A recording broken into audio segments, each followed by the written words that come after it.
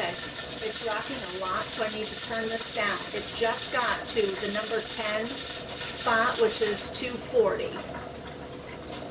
It's only supposed to shake 1 to 4 times a minute, so I'm going to turn down my heat.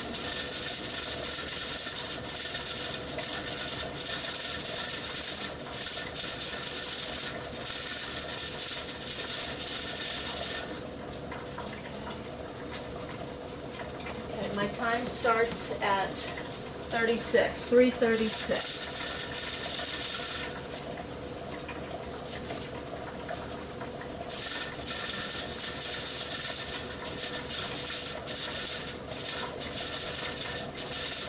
I think it's jiggling too much.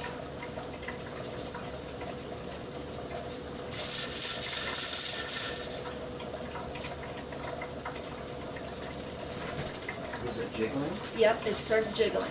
Ah. So, I'm going to shut this off. Okay, I have shut this down, let it cool, and it took, I'm honestly not sure, but it probably took about 20 minutes to come back down to 0. And then I took off my little knob, my little jiggler, and it's hot, so that's why I have it on that. Then I waited 2 minutes, and now I'm going to untighten this. And my husband said that you really do need to do it a little tighter than what I thought it needed to be.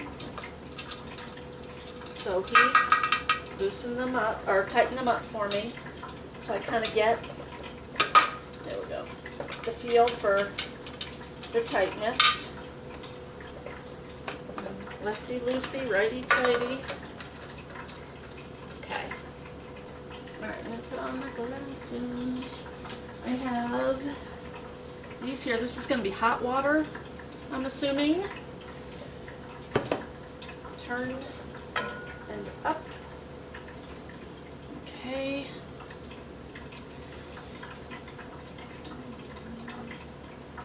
Boy, I hope it worked. My water is hot. Put that there. And then I'm going to take them out using these.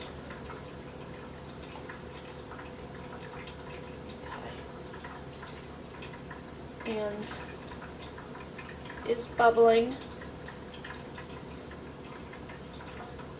There is air in there.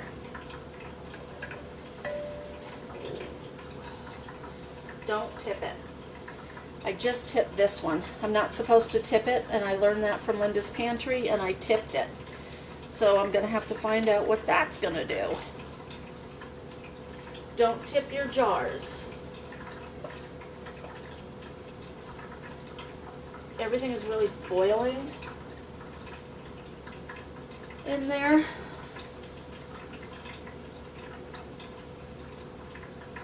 Boy, I sure hope they come out right.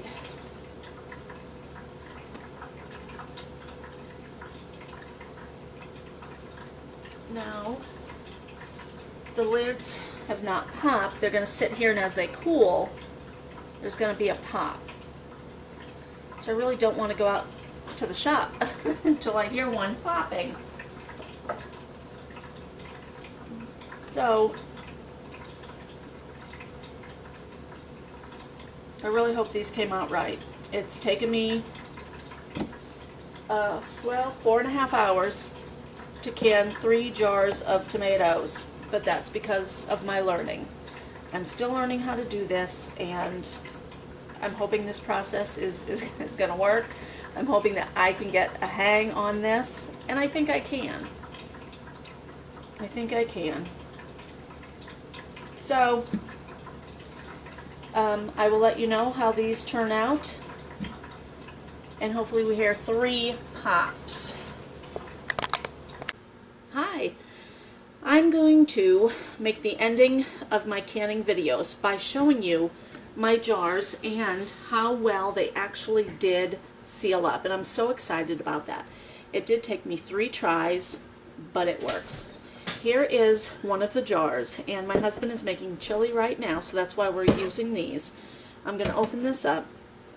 This one here, as you can tell, I'm hoping you can see in the camera, the juices came down too far. It's only supposed to be an inch from an inch down, so whatever that is.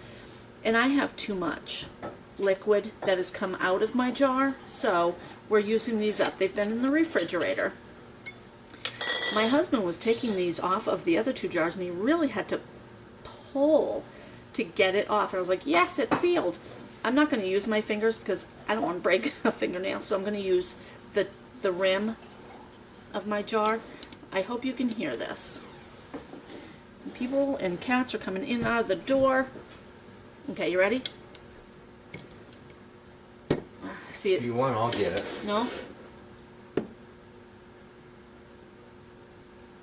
That's a good seal. This is where you need the He-Man killer grip. Go ahead. There. Yeah. I couldn't do it with this. Good seal. Awesome. There's some, food up on the top of it, and I don't think that's a major deal. It's the liquid on the inside. You need to make sure that the liquid is only an inch from the top of your jar, which basically comes to that little lip on your mason jar. And I'm going to save these lids. I'm going to wash them, but I'm not going to use them to re-can items. I'm just going to use them to put other items into, things that I am not sealing, really well. And I'm going to mark it with an X. I did that on the other 2 jars as well. I mean, if they're in my water like this, I know that they've been used, but once I put them away, I want to know that those have been used. You can't reuse them. I use the ball seal lids, and these ones here cannot be reused. I know that. And Tadler lids, they say can be reused, but I haven't used those. If you're interested in those, definitely look those up on your own. But that's my tomatoes. That's the end of the video. Handing off the tomatoes to my husband. I will let you know how good that chili is, but I'm sure it is going to be awesome. Thanks for watching. Bye.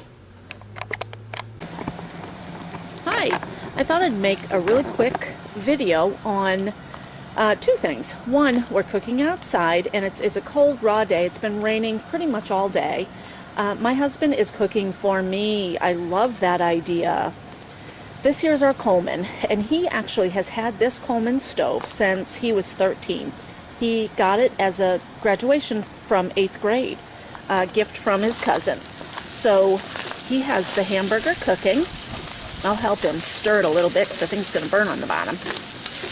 And in the house, I will show you what's going on in there. We are also cooking in, not the house, excuse me, the shop.